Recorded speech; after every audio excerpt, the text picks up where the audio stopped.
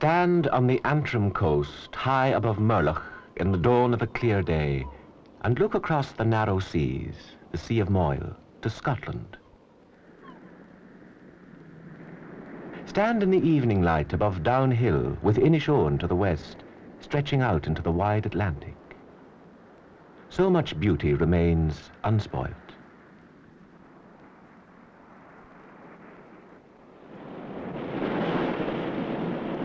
This great, timeless, turbulent ocean, caught and held prisoner here and there in deep bays, ringed by cliffs and fringed with silvery sand, or lured deep into wide valleys to meet dark rivers. This shore still must look much as it did when Stone Age man first ran his frail craft onto this coast. He too would have seen the sunlit shimmering of the grasses as the wind passed through. The trees twisted and bent by the strong northwest winds until they looked like arthritic old men.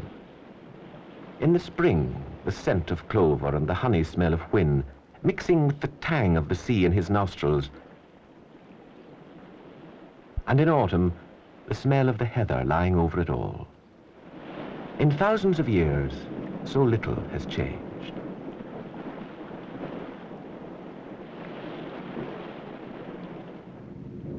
If you would know how this land was made, look at these great cliffs and think back to that far longer time before man came to these great headlanded shores. A time when the now peaceful plain of Antrim was a shuddering, erupting volcano.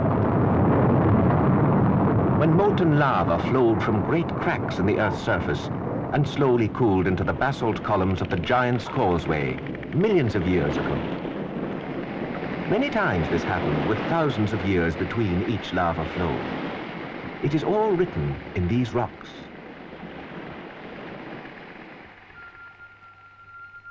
When the turmoil died away, when at last land and sea were separated and the sun shone once more on an earth at peace, gradually, over thousands of years, came the browns and greens of vegetation. The lichens, the mosses and the grasses. Then came the first forms of life.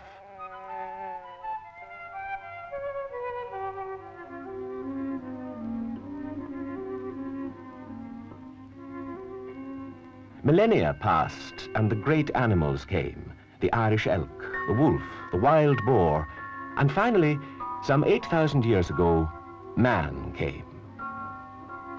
If you would know his story, look around you.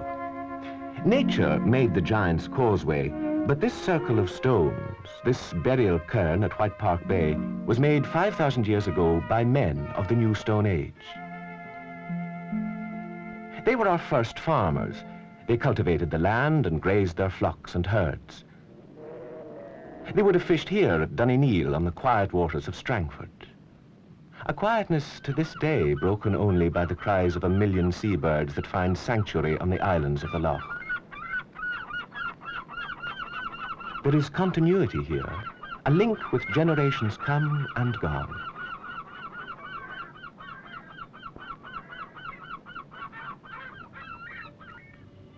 We don't know who these early settlers were or by what name they called themselves. We can only guess what they were like. But at the castle of Dunseverick, people become individuals and history begins. Through the doors of Dunseverick come the heroic figures of Ireland's past. Deirdre and the sons of Uisne returning full of hope from their long exile in Glenateeve, only to die at Connor's hand in Armagh. Turlough O'Kane, coming home from the Crusades to find his castle in the hands of the Vikings and his sister about to marry the chief. He set fire to the castle and leapt over the cliff with his sister in his arms to die on the rocks below. As Deirdre and the sons of Uisne came round Rathlin, they would have seen White Park Bay, just as we see it now.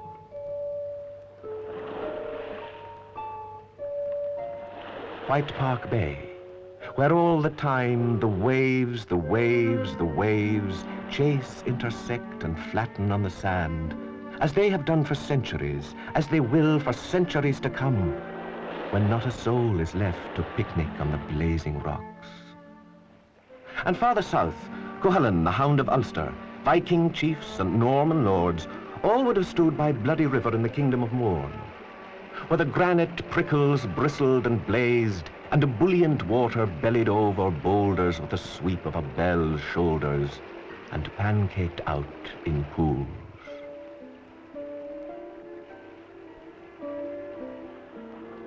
All of it is ageless, timeless. Today, tomorrow, yesterday, what does it matter? Man comes and goes like a plume of breath on the air of a frosty morning. But man's needs today are the same as yesterday, and he becomes aware of beauty only when his more urgent, basic needs are satisfied, when there is more to life than fear, sleep, and food.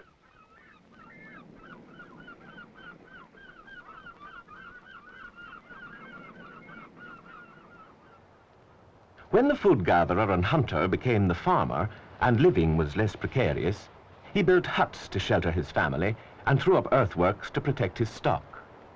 Time passed, and earthworks gave way to great stone fortresses, as here at Castle Ward on the shores of Strangford Lough. And as men learned, or were compelled to live more peacefully together, a house became more than a fortress.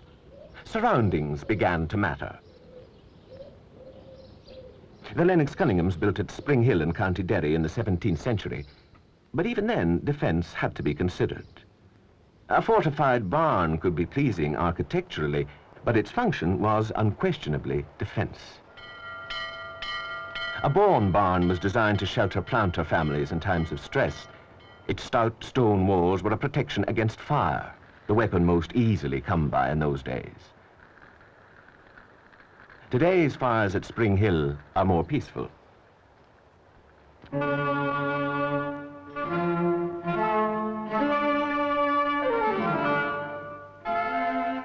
In the 18th century, Ireland's age of elegance, defence was thrown to the winds. Grandeur was all that mattered. Every gentleman who could afford it, and even more who couldn't, built fine mansions. Mansions which had to surpass anything enemies or friends, especially friends, had achieved. Here in the 1790s at Castle Coole, Armour Lowry Corey, the first Earl of Belmore, built this great mansion to the design of James Wyatt. Wyatt's masterpiece, as many believe.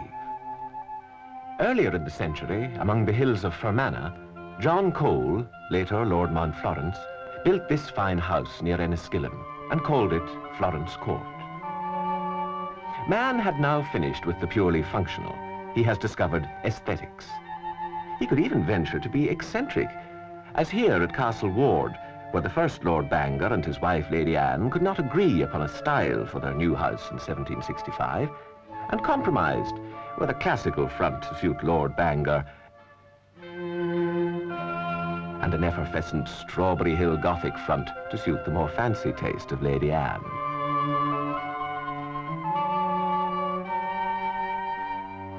And in County Armagh, at Ardress, a small 17th century country house was given a new look by George Ensor, the Dublin architect. He added elegant wings to the front and side.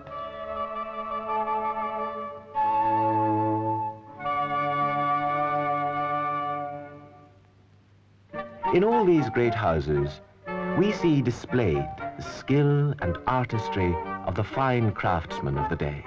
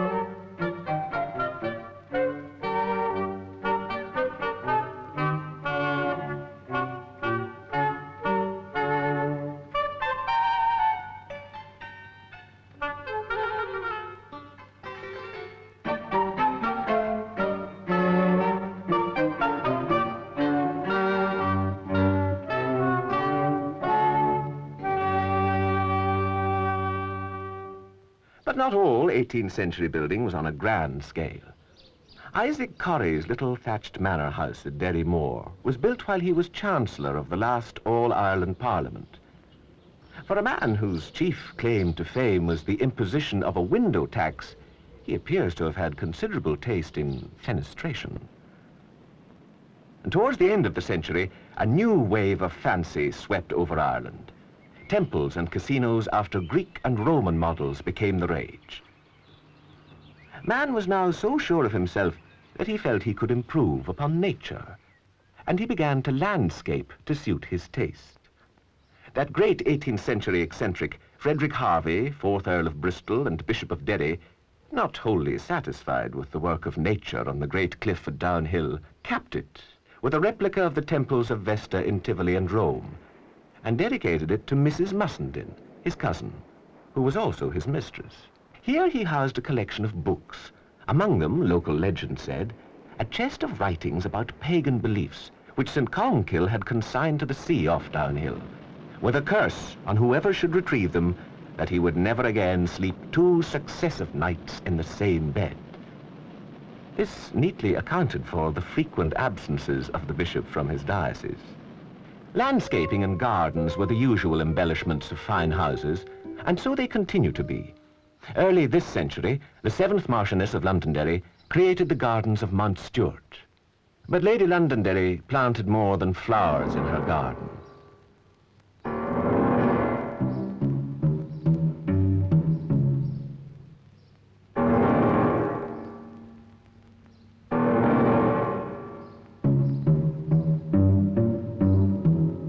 And she trimmed her hedges in a most unusual way.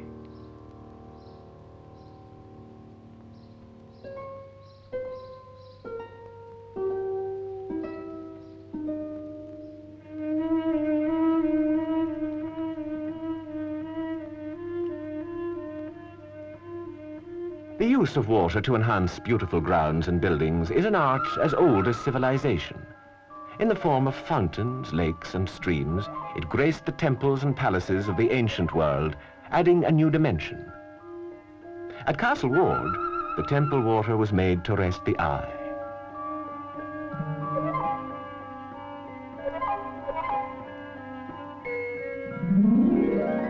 It reflects the wild beauty of the birds and mirrors the exquisite blooms of rhododendrons.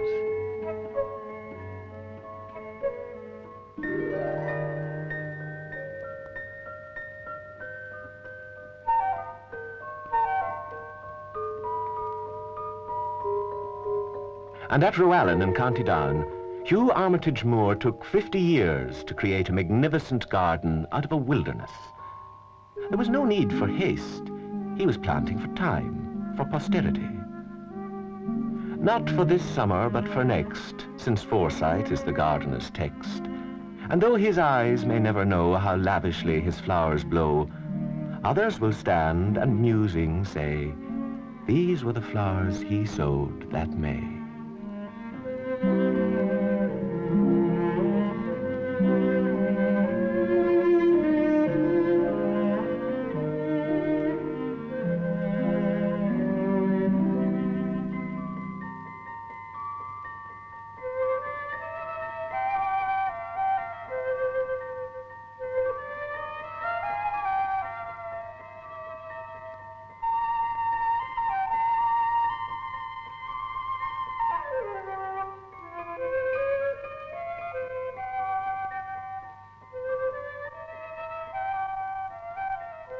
The gardener takes the raw materials of nature and fashions from them lasting beauty. But beauty to last needs constant care.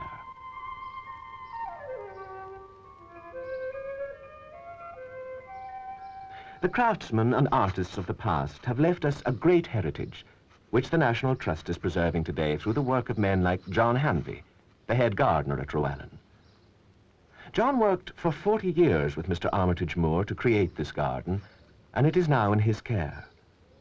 And houses, too, constantly need refurbishing. Wind and weather are no respecters of noble houses, and the paint at Castle Ward is renewed by William Bell of Glasdrummond near Ballynahinch.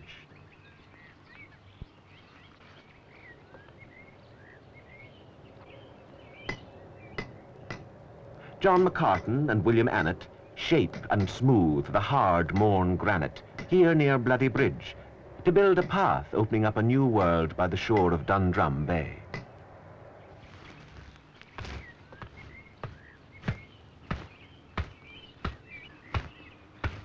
The thatch, which delights the eye at Derry Moor, is vulnerable to damp and scratching birds, and William Gardner and William John Higginson of Dollingstown repair the damage, skilled in a craft that stretches back far into prehistoric times. The wheat straw was grown locally, and the sally rods used to fasten the straw were cut in a nearby plantation.